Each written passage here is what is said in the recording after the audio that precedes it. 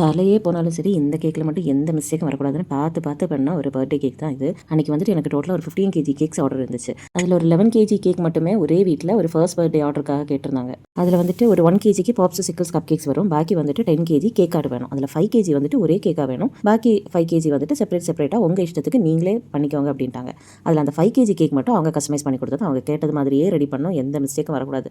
என்னென்னா இந்த மாதிரி ஒரு ஸ்கொயர் ஷேப்பில் 5 கேஜி கேக் ரெடி பண்ணிவிட்டு இந்த கேக் வழியாக ஒரு ரயில்வே ட்ராக்கை செட் பண்ணி அதுக்குள்ளே ஒரு ட்ரெயின் போக வைக்கணும். நான் படித்ததும் படிக்காததுமான மேக்ஸு சயின்ஸு என்னெல்லாம் உண்டோ எல்லாத்தையுமே இதுக்குள்ளே கொண்டு வந்திருக்கேன். ஹைட்டு பார்க்கணும், வெயிட் பார்க்கணும், லென்த்து பார்க்கணும் அப்படின்னு ஒவ்வொன்றா என்னெல்லாம் உண்டோ எல்லாமே யோசிச்சு கொண்டு வந்துட்டேன். இதில் கஸ்டமரை கூட சமாளிக்கலாம். ஆனால் என் ஹஸ்பண்டுக்கிட்ட ஃபஸ்ட் இது எல்லாமே எக்ஸ்பிளைன் பண்ணி இப்படிலாம் தான் இருக்கும், எங்கேயும் தட்டாது, நல்லா நீட்டாக இருக்கும் அப்படின்னு அவங்களுக்கு ஃபஸ்ட் எக்ஸ்பிளைன் பண்ணதுக்கு அப்புறமா தான் என்னோட வேலையை நான் ஸ்டார்ட் பண்ணேன். ஏன்னா இது அவங்களுடைய ஒரு ஃப்ரெண்டுக்காக ரெடி பண்ணி கொடுக்குறது. ஈவினிங் 5க்கு மேலே தான் ஃபங்க்ஷன் இருந்துச்சு. பக்கத்தில் தான் ஒரு 5 மினிட்ஸ்லேயே அவங்களுக்கு ரீச் ஆகிடலாம். ஸோ பாக்கி எல்லா ஒர்க்குமே அங்கே போய் தான் அந்த டிசைன் ஒர்க் எல்லாமே பண்ணியிருந்தேன். இதில் என்னென்னா இந்த டனல் போகிற இடத்துக்கு மேலே இன்னொரு கேக்கும் கூட வைக்கணும். சப்போஸ் அதுக்கு அந்த கேப்புக்குள்ளாடி அந்த மேலே வைக்கிற கேக் விழுந்துருமோன்னு உள்ள பயம் தான். இது கூட அவங்க செப்பரேட்டாக ஒரு 5 கேஜி கேட்டிருந்தது. அது வந்து ஒரு 3 கேக்ஸ் ரெடி பண்ணியிருந்தேன். அதுவும் இதுக்கு கூடவே நாங்கள் செட் பண்ணி வச்சுருந்தோம்.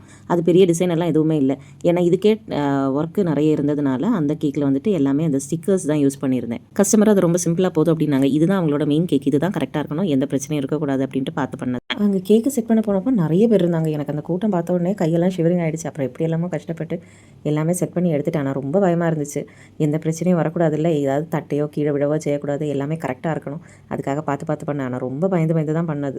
எல்லாம் செட் பண்ணி முடிச்சதுக்கப்புறமா மனசில் ஒரு பெரிய ஒரு சந்தோஷம் வரும். ஏதோ பெருசாக சாதிச்சது மாதிரி எல்லாருக்கு தோணும். இது என்ன பெரிய விஷயமா, இது என்ன பெருசாக சாதிச்சிட்டாங்களா, இதுதான் எல்லாருமே பண்ணுவோமே. ஆனால் அப்படி இல்லை. ஒவ்வொருத்தங்களும் அவங்க பண்ணுற ஒவ்வொரு சின்ன வேலைக்கும் எவ்வளோ எஃபோர்ட் பண்ணுறாங்க அப்படிங்கிறது அவங்களுக்கு மட்டும்தான் தெரியும். கேக்கெல்லாம் செட் பண்ணி வச்சதுக்கப்புறமா அதை பார்க்கும்போது மனசில் வர்ற ஒரு சந்தோஷம் இல்லை, பெருசாக ஏதோ அச்சீவ் பண்ண மாதிரி. நமக்கு அதுக்கு பேமெண்ட் கிடைக்கும். இருந்தாலும் அதுக்கும் ஒரு படிக்கு முன்னாடி நிற்கிறது அந்த ஒரு சந்தோஷம் தான். இது மாதிரி எத்தனை ஹோம் பேக்கர்ஸ் இல்லைன்னா என்ன ஒர்க் பண்ணாலும் உங்களுக்கு ஒரு சந்தோஷம் இருக்கும்ல, எத்தனை பேர் இதை ஃபீல் பண்ணியிருக்கீங்க அப்படிங்கிறத மறக்காமல் கமெண்ட் பண்ணுங்கள்.